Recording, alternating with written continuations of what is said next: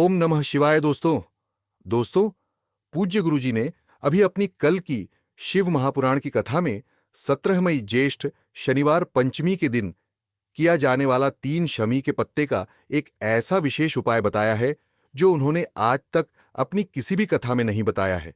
पूज्य गुरुजी ने कहा कि जब आपके हाथ तंग चल रहे हो, जब रुपए पैसे कहीं से प्राप्त ही ना हो पा रहे हो, जीवन में चारों तरफ से सिर्फ और सिर्फ परेशानियां आ गई हों, उनसे बाहर निकलने का कोई रास्ता ना दिखाई दे रहा हो, तो 17 मई 2025 शनिवार ज्येष्ठ की पंचमी के दिन कर लेना। 3 शमी पत्ते वाला यह उपाय होगी, हर मनोकामना पूरी मिलेगी, सभी दोषों से मुक्ति, इतना धन आएगा कि संभाले नहीं संभलेगा। माता लक्ष्मी जी और महादेव जी के आशीर्वाद से पूरे साल धन बरसता रहेगा। दोस्तों, जैसा कि आप सभी लोग जानते हैं कि 17 मई 2025 यानी शनिवार को पड़ रही है ज्येष्ठ महीने की पंचमी तिथि। और दोस्तों, यह वह तिथि है जो ज्येष्ठ महीने में पड़ने वाली सबसे बड़ी और ज्येष्ठ महीने की पहली पंचमी तिथि है, क्योंकि यह शनिवार के दिन पड़ रही है और हमारे हिंदू धर्म में इसका बहुत ही बड़ा और विशेष महत्व होता है। पूज्य गुरुजी ने कहा है कि अगर कभी भी मौका लग जाए और ज्येष्ठ महीने की पंचमी तिथि शनिवार को पड़ जाए, तो आप लोगों को सिर्फ और सिर्फ 3 शम्मी पत्ते वाला उपाय तो अवश्य ही करना चाहिए, क्योंकि इन दोनों तिथियों का संयोग बहुत ही कम आता है। इसी के साथ दोस्तों, गुरुजी ने कहा है कि जब भी ज्येष्ठ महीने की पंचमी तिथि पड़े, तो आप लोगों को सिर्फ और सिर्फ 3 शमी पत्ते वाला उपाय तो अवश्य करना चाहिए। ये उपाय इतना खास है कि अगर आपने सही मुहूर्त पर सही क्रिया अनुसार 3 शमी पत्ते वाला यह उपाय कर लिया, जो प्राचीन काल के समय का महा उपाय है, तो मान के चलिए दोस्तों, महादेव जी के आशीर्वाद से आपके जीवन का कितना ही बड़ा दुख हो, उससे आपको मुक्ति मिल जाएगी। आपकी कोई भी मनोकामना हो, मान लीजिए आप नौकरी की तैयारी कर रहे थे, तो आपकी नौकरी लग जाएगी। आपका बंद पड़ा व्यापार चल पड़ेगा। और दोस्तों, आप जिस बीमारी से आप बहुत दिनों से परेशान थे, उस बीमारी से आपको मुक्ति मिल जाएगी। आपके जीवन में धन आना शुरू हो जाएगा। आपके जीवन में धन आने के नए नए रास्ते खुल जाएंगे और मान के चलिए दोस्तों, फिर आपको किसी भी प्रकार की परेशानी का सामना नहीं करना पड़ेगा। इसीलिए दोस्तों, 17 मई शनिवार पंचमी के दिन आप लोगों को इस वाले उपाय को जरूर कर लेना है। भले ही आपने पूरे साल भर इस उपाय को ना किया हो, पर अगर आपने इस ज्येष्ठ महीने में पड़ने वाले पंचमी के दिन अगर इस वाले उपाय को कर लिया, तो आपको इस उपाय को करने का वह फल मिलेगा जिसकी आपने कभी कल्पना भी नहीं की होगी। इसीलिए आप लोग इस शमी पत्ते वाले उपाय को एक बार जरूर कर लेना, ताकि आप लोगों के हाथ से यह मौका ना जा सके और आपको इस उपाय को करने का फल मिल सके। दोस्तों, यह उपाय पंडित जी ने अपनी अभी की ही शिव महापुराण की कथा में बताया है, जो इस उपाय को आज हम आपको बहुत अच्छे से समझाने वाले हैं। इस वीडियो को देखने के बाद इस उपाय को समझने के लिए आपको कोई और वीडियो को देखने की जरूरत नहीं पड़ेगी।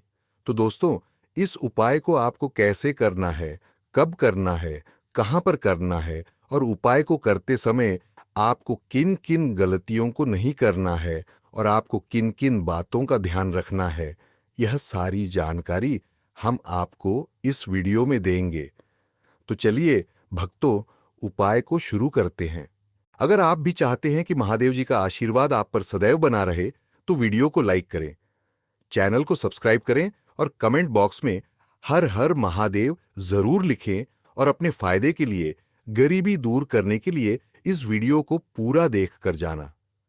यदि आज आपने वीडियो को बीच बीच में से देखा, काट काट कर देखा, तो जीवन में आपको कभी सफलता हासिल भी नहीं होगी। देखिए दोस्तों, ये 17 मई शनिवार पंचमी का दिन ये इतना खास होता है, इतना महत्वपूर्ण होता है। देखा गया है कभी कभी बड़े बड़े पूजा पाठ अनुष्ठान से जो मनोकामना पूर्ण नहीं होते, वह 17 मई शनिवार पंचमी के दिन एक छोटे से उपाय करने से ही आपकी मनोकामना पूर्ण हो जाती है। अब हम समझते हैं इस वाले उपाय को हमें करना किस समय है। इस 3 शमी पत्ते वाले उपाय को हमें ज्येष्ठ महीने की पंचमी के दिन करना किस समय है। तो देखिए, इस उपाय को करने का जो समय है, वह सुबह का समय है और शाम का समय भी है। अब देखिए, यहाँ पर हम मुख्य रूप से सुबह का समय नहीं बोलेंगे, क्योंकि 17 मई शनिवार पंचमी का दिन है और इस दिन प्रदोष काल के समय का बहुत महत्व होता है। बाकी अगर सुबह के समय भी करेंगे तो भी अच्छा होगा, उसमें कोई भी दिक्कत वाली बात नहीं है। तो चलिए जानते हैं इस विशेष उपाय के बारे में। लेकिन उससे पहले एक प्रार्थना, अगर आप इस चैनल पर नए हैं तो आप इस वीडियो को लाइक करें, चैनल को सब्सक्राइब करें और कमेंट बॉक्स में आप अपनी राशि या अपना नाम जरूर डाल दें, क्योंकि हम राशि से जुड़ा भाग्य भी बताते हैं और भाग्य में चल रही परेशानियों को दूर करने के लिए वह आसान से आसान उपाय भी बताते हैं। तो चलिए अब हम अपने उपाय की बात कर लेते हैं। कि तो देखिए, वीडियो को आपको पूरा अंत तक देखना है। उपाय को करने से जो आपका अटका हुआ पैसा है, आपका जो अटका हुआ धन है, जो आपको मिल नहीं रहा है, तो वह आपको प्राप्त होगा और आपकी सारी समस्या समाप्त हो जाएगी और आपकी सारी मनोकामनाएं परिपूर्ण होंगी। तो चलिए हम जान लेते हैं पूज्य गुरुजी द्वारा बताए गए महा उपाय के बारे में। इस उपाय के लिए सबसे पहले तो आपको मात्र 3 शमी पत्र लेने होंगे। इसी के साथ में आपको मात्र थोड़ा सा शहद लेना है। शहद आप मात्र 1 चम्मच या फिर उससे भी कम लें और इसी के साथ में आपको मात्र एक तांबे के पात्र के अंदर अपने घर से शुद्ध जल लेना है। अब दोस्तों, मात्र इन तीनों सामग्रियों को लेकर के सीधे आपको पहुंच जाना होगा।